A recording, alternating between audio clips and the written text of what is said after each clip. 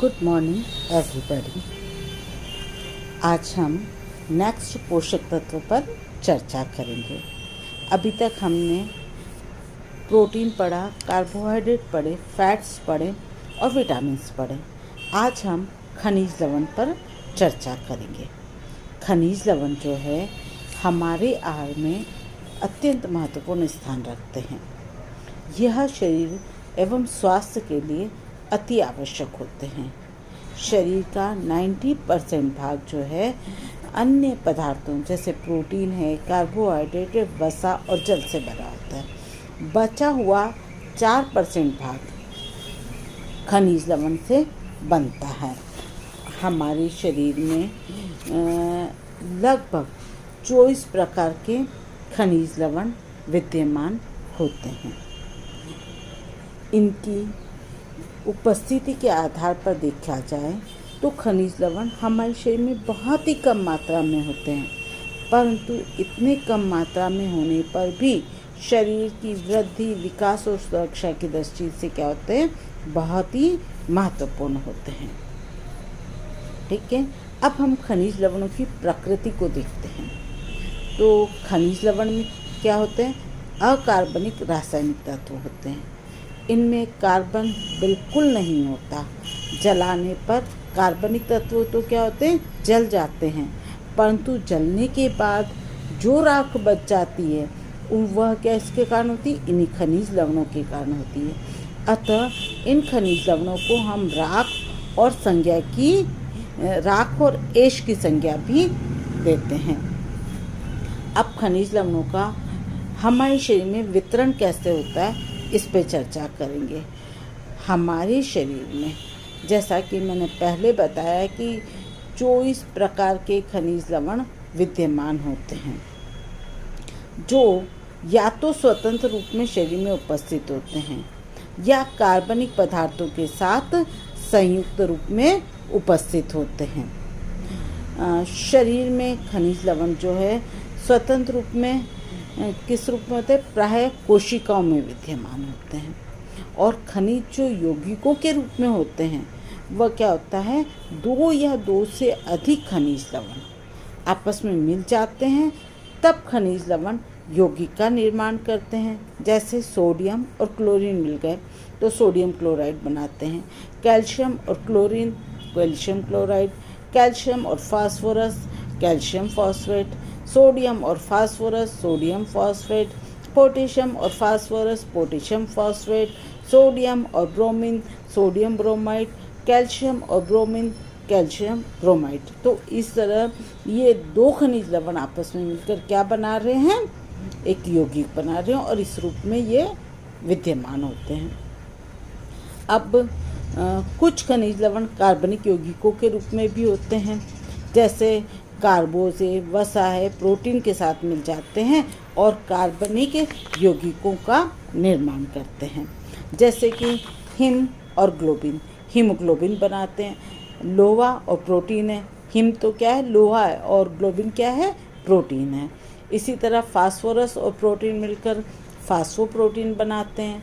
Phosphorus और lipid मिलकर phospholipid बनाते हैं। फास्फोरस, ग्लूकोज और लिपिड ये तीनों मिलकर क्या बनाते हैं, फास्फोग्लूकोलिपिड। ठीक है, तो अब हमने देखा कि खनिज लवण का हमारे शरीर में वितरण किस प्रकार होता है। अब हम देखते हैं खनिज लवणों का वर्गीकरण। ठीक है, यद्यपि हमारे शरीर का मात्र 4% भाग खनिज लवण का बना होता है, फिर भी ये शरीर और वृद्धि के लिए आवश्यक है। 4% खनिज लवणों में से भी 3/4 भाग कैल्शियम और फास्फोरस का होता है और 1/4 भाग अन्य खनिज लवणों का होता है। शरीर में विद्यमान खनिज लवणों की मात्रा के आधार पर इन्हें 2 भागों में बांट सकते हैं। पहला तो है मुख्य खनिज तत्व, जिसे मेजर मिनरल एलिमेंट्स कहते हैं, और दूसरा होता है गौण या अल्प मात्रीय खनिज तत्व, जिसे हम ट्रेस मिनरल एलिमेंट्स या माइक्रो न्यूट्रिएंट्स भी कहते हैं। अब सबसे पहले हम मुख्य खनिज लवण पर आते हैं।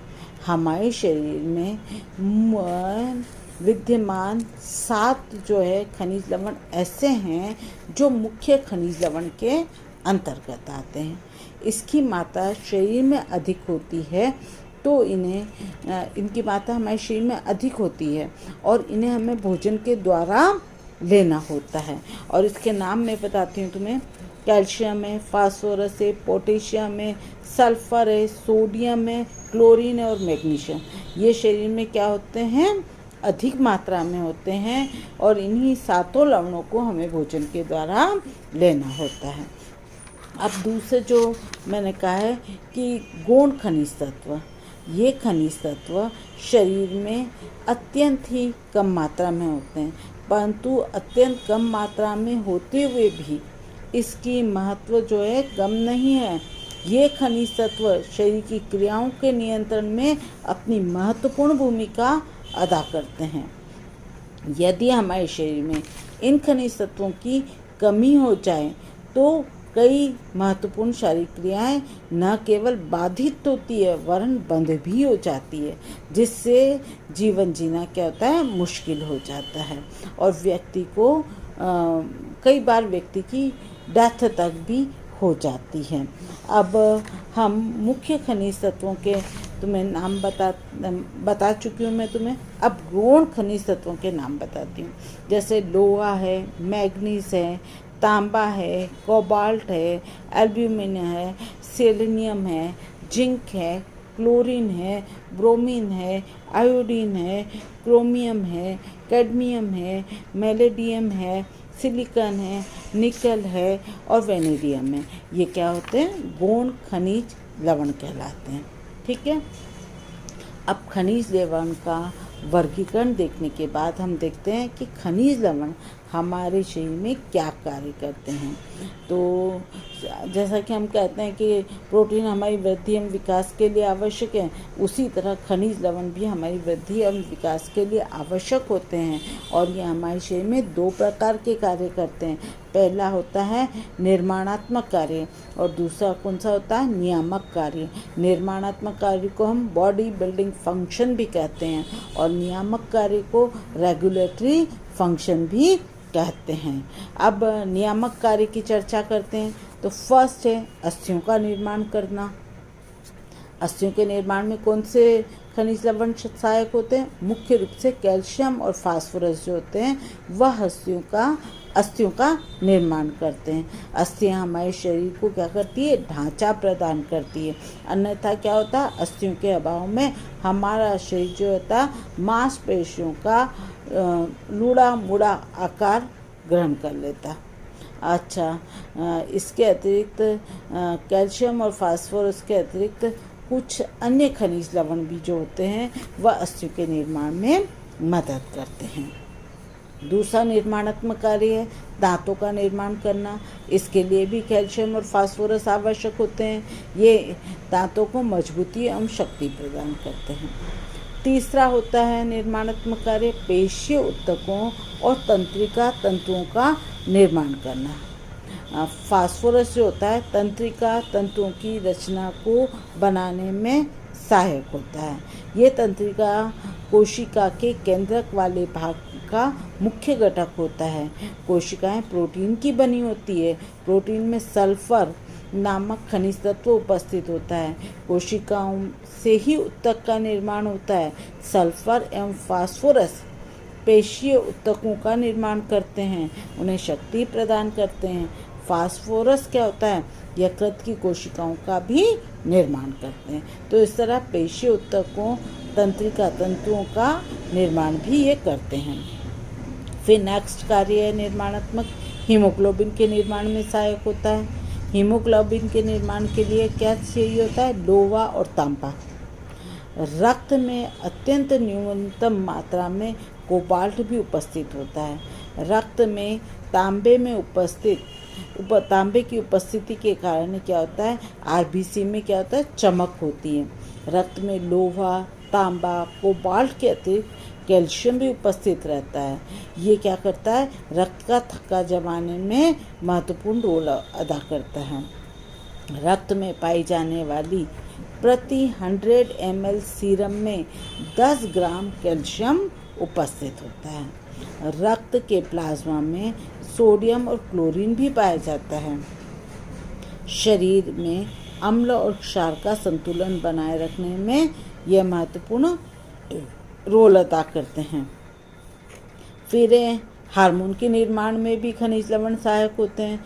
थायरोक्सिन हार्मोन के निर्माण के लिए आयोडीन की आवश्यकता होती है और इसकी कमी से क्या होता है, ग्वाइटर नामक रोग हो जाता है जिससे गले में गठाने हो जाती है।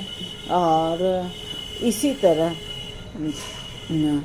सल्फर जो है थायरोक्सिन हार्मोन के निर्माण के लिए और इंसुलिन के निर्माण के लिए जिंक या जस्ता होना आवश्यक होता है।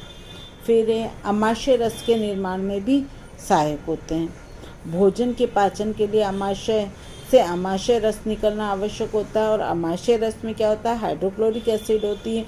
ये हाइड्रोक्लोरिक एसिड जो होता है भोजन के लिए अम्लीय माध्यम क्या वह बनाता है और भोजन में उपस्थित हानिकारक जीवाणुओं का नाश भी करता है।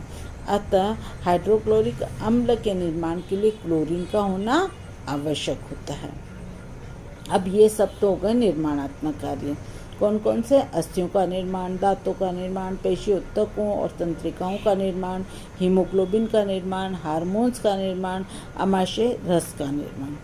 अब नेक्स्ट है नियामक कार्य या रेगुलेटरी फंक्शन। ये हमारे शरीर में कौन कौन से करते हैं?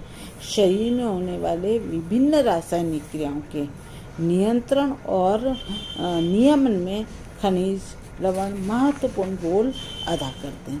अब किन किन चीज़ों का नियंत्रण और नियमन करते हैं? पहला तो ये अम्ल और क्षार का संतुलन बनाए रखने में सहायक होते हैं जिससे हमारे रक्त का पीएच नियत रहता है, मतलब 7.3 से 7.4 बना रहता है। इसी के कारण क्या होता है, रक्त में अम्लता और क्षारीयता नहीं होती और वे पाचक रसों को पूर्ण रूप से अम्लीय और क्षारीय भी नहीं होने देते हैं। दूसरा, हृदय की जो गति है या हृदय की जो धड़कन है, हृदय की गति नहीं, हृदय की धड़कन को भी नॉर्मल बनाए रखता है और इसमें कैल्शियम, पोटेशियम और सोडियम जो है हृदय की गति को भी नॉर्मल बनाए रखते हैं। अब कैल्शियम लवण जो है रक्त का थक्का जमाने में भी महत्वपूर्ण रोल अदा करते हैं। मांसपेशियों के संकुचन और प्रसरण के लिए भी कौन कौन से खनिज लवण आवश्यक होते हैं? पोटेशियम, सोडियम, कैल्शियम, क्लोरीन और फास्फोरस। और शरीर के तरल द्रवों के ऑस्मोटिक प्रेशर को नियंत्रित करते हैं। प्लाज्मा और लसी का उत्तक द्रव में जो खनिज लवण होते हैं, ठीक है। अच्छा, नाड़ी संस्थान को स्वस्थ तथा उनकी संवेदना को बनाए रखने के लिए भी सोडियम, कैल्शियम, पोटेशियम और फास्फोरस के होते हैं अति आवश्यक होते हैं और ये संवेदना को नियमित रखते हैं। खनिज लवण भोजन के उपापचयन में भी क्या करते हैं, सहयोग देते हैं और ये हमारे शरीर में क्या होते हैं, घुलनशील अवस्था में रहते हैं। ये हमारी कोशिकाओं एवं तरल पदार्थों को क्या करते हैं, उत्तेजित करते हैं और शरीर में पौष्टिक तत्व विभिन्न भागों तक पहुंचाने का काम भी करते हैं। शरीर में जल का संतुलन भी बनाए रखने में ये हमारी मदद करते हैं, मतलब जल के संतुलन को नियमित रखने में भी ये सहायक होते हैं।